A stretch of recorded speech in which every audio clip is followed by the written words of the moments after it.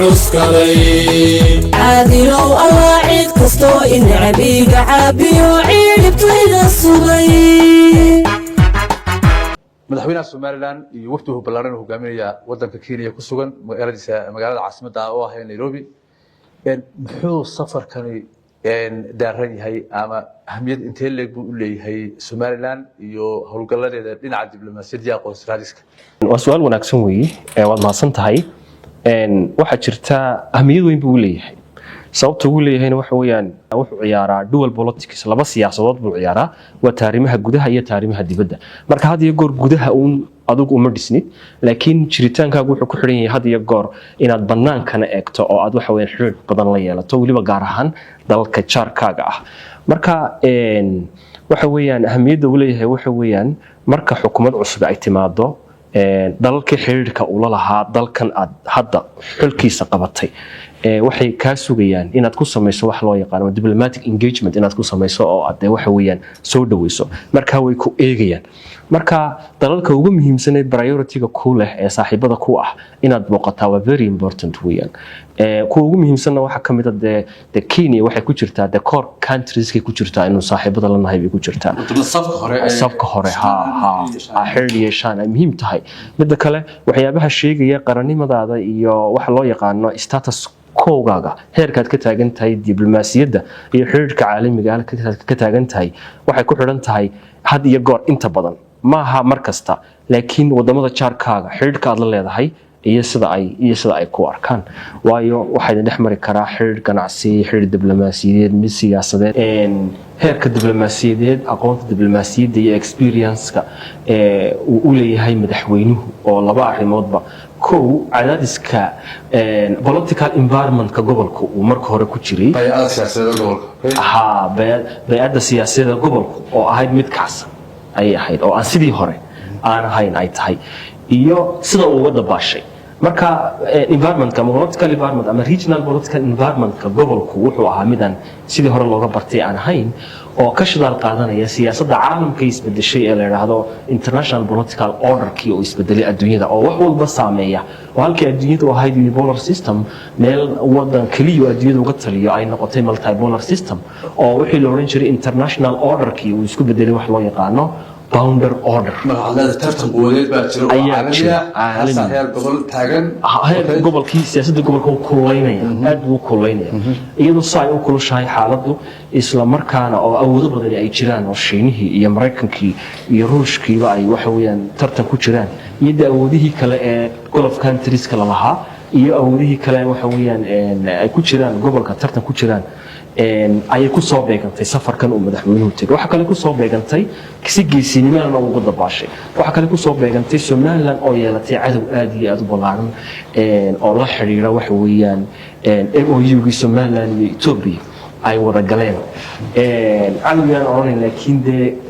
siyaasadda caalamka xifaaltan siyaasadeed kiciyay oo tension siyaasadeed kiciyay weeyaan oo iminka tusaale ahaan oo kale MOU-gii waxa uu daaray oo dhaqaajiyay Eritrea wuxuu daaray Djibouti wuxuu daaray Sudan wuxuu daaray Soomaaliya afar dal oo kala jaar ah wuxuu daaray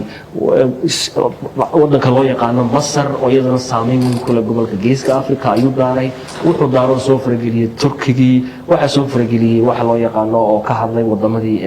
Carabta Islaamka waa laga wada hadlay marka pressure weyn ayaa fuulay Soomaaliland iyadoo taasi ay jirto isla markaana haddana ay jirto waxay siyaasadda arrimaha gudaha ee 7 sano ugu dambeysay iyadoo dalka yani yara kharibnayd oo ka kanayd oo khasaaro badan oo gudaha ay soo gaareen oo xagga bariga ah iyada gudaheennaba ayaa dhibaatooyinkaas oo jira ayaa madaxweynuhu wuxuu isku dayay in uu sii maintain gareeyo sii joojiyo waxa weeyaan xiriirkii uu dibadda wada lahaa taasoo markiiba aynu dareennay caqabadaha ka hor yimid oo ay ka mid tahay waraaqaha ay soo saareen wasaaradda arrimaha dibaddu ee ay waxooga hoos u dhigaya waxa weeyaan statuska Soomaaliland diblomaasiyadda hoos u dhigaya isku dayga ay sameeyeen laakiin kuma guulaysan taas sida wuxuu jireen iyo sida madaxweynuhu ugu dabaashay ee uu keenay inuu la kulmo madaxweynihii Kenya la kulmo isagoo habiyo degan oo inuu la kulmo safiiradii dibadda ee Kenya joogay inuu la kulmo jaaliyadii sida wanaagsan ugu dabaashay waxay sheegaysaa arrinta inta leg يعني halkarnimada iyo geesinimada diblomaasiyadda waxa weeyaan madaxweynaheena maxamed cabdiraxmaan maxamed cabdilaahi qodobkii qorshe la'aanta raba inaan wax ku yara daro lagu eedinayo dowladda waxa jira waa fiican tahay in qorshe la lahaado dal kastaana qorshe yeesha markuu baxayo laakiin waxa jirta waxyaabo external factors la aad waan maamuli karayn si kasta qorshe u lahaw external factors adiga awooddaada boundaries ka baxsan yani adigu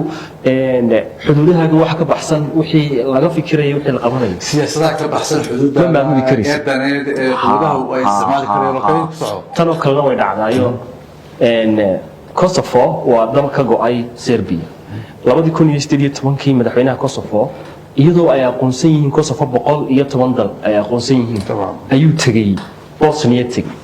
Bosnia markuu tagay tan oo kale ka dhacday markaa Serbia iyo Serbia ma aqoonsana Ruushku ma aqoonsana China ma aqoonsana halka hadda Mareykanku uu aqoonsan yahay ay la dhacday markaa isla markiiba waxa lagu canaantay dalkii dal aan la aqoonsanin ayaa wadankaaga madaxweynihiisa yimid baa lagu yiri oo wadamada kale gobolka saaxiibada ayaa ma tahay waraaqo kuwan la soo saaray ka daran ay xukuumaddu soo saartay iyadana invitation ka siisay wayna dafirtay in invitation siisay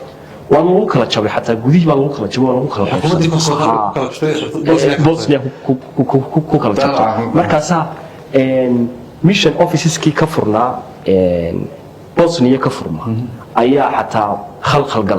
khalgalay waa maxay khalbal geliyay markii dambe waxa la sameeyay xataa waxa hoos loo dhigay heerkii diblomaasiyadda waxa hoos loo dhigay communication-kii oo markay war soo diraan ama warqad soo diraan jawaabta lagu adkeeyo muddo dheer bay qaadanaysay fiisiyaas dadka soo galay waa fiisiyaashii laga raajiyay oo lagu caajisiyay waxa soo dhan badhay way dhacdaa marka dunida ka dhacda marka wax aan xukumi karin ma yahay waxay ahayd waxa ay keentay siyaasadda gobolka ee kacsan ee ay saameynta ku leedahay siyaasadda caalamiga ah ee isbeddelku ku dhacayo ay saameyn ku leedahay weeyaan u baahanahay inaan ka madax banaanayno xagga aqoonta educationka wadamada jaarka hadday Ethiopia tahay hadday Kenya tahay waa inaan ka madax banaanaana manhaj ahaan waa inaan ka madax banaanaana tusaale ahaan oo kale dal markuu ku siinayo scholarship ku siinayo adduunyada ma jirto free lunch wax la yiraahdo qada bilaash ma jirto cid maanta intuu qof ku yeedho man jaamacad ku gelinaya isagoo dan ka lahayn ma jirto marka waxay rabaan in adiga wadankani kugu abuurto ku geliyo siyaasaddiisa arrimaha dibadda foreign policy-giisa ee aad u dabacsanaata ayuu doonaya marka waxaan dhiiri gelinayaa hadday Kenya tahay iyo hadday Ethiopia tahay iyo hadday dalalka geeska Afrika tahay aynu yeelano xagga muxuu hayay xagga waxbarashada maxaa la yiraahdaa iskuulada iyo jaamacadahana waa in looga madax banaanaadaan baan leeyahay tusaale ahaan oo kale aan ka qaadanaa waa caruurteena inaan u geynin baan leeyahay dadka Kenyaatiga primaryada oo aan geyna primarygeena macalinka Soomaaliga ee Somalilanderkii uu dhigay waxa weeyaan anaga dhaqankayga xambaarsan waa inaan u geynaa laakiin waxa halka saamika Uganda Kenya iskuulada ay leeyihiin oo aad u geynina ilmaheeniyo 4 jira marka ilmahaaga ma wax rabtaa inuu Kenyan noqdo in Uganda noqdo mise wax rabtaa inuu Somalilander noqdo halka inaan ka fikirano baahan